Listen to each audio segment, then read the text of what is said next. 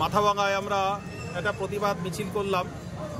কাশ্মীরের পুলওয়ামাতে যে জঘন্য হিন্দু হত্যা সংগঠিত হয়েছে ইসলামিক সন্ত্রাসবাদীদের দ্বারা, তার প্রতিবাদে আমাদের প্রতিবাদের বিষয়বস্তু ছিল মুর্শিদাবাদের হিন্দু হত্যা।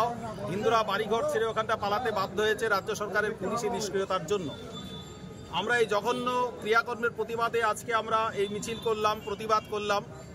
আমরা সবাইকেই বার্তা দিতে চাইলাম যে পাকিস্তানকে কবজা করার জন্য, পাকিস্তানকে শায়েস্তা করার জন্য ভারতীয় সেনা, ভারতীয় নিরাপত্তা রক্ষীরা যথেষ্ট, কিন্তু আমরা ভারতের মধ্যে লুকিয়ে থাকা যে পাকিস্তানপন্থী জেহাদি মনোভাবাপন্ন মানুষ আছে তাদেরকে আমরা সাবধান করতে চাই।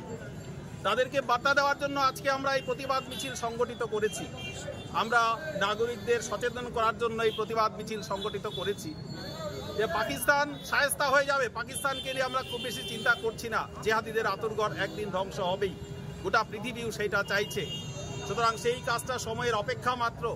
কিন্তু দেশের ভিতর যারা পাকিস্তানের সমর্থনে মিছিল করছে, পাকিস্তানের সমর্থনে কথা বলছে, আমরা তাদেরকে সাবধান করতে চাই।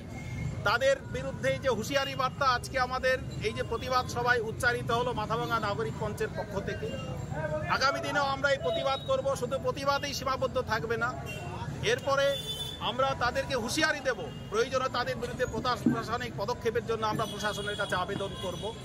আমাদের আন্দোলন আজকে শুরু হলো, এটা লাগাতার চলতে থাকবে। কারণ জেহাদি মুক্ত ভারতবর্ষ, জেহাদি মুক্ত পশ্চিমবঙ্গ আমরা আগামী দিনে দেখতে চাই। সেই আন্দোলন আমাদের শুরু হলো, আগামী দিনে ওই আন্দোলন চলবে।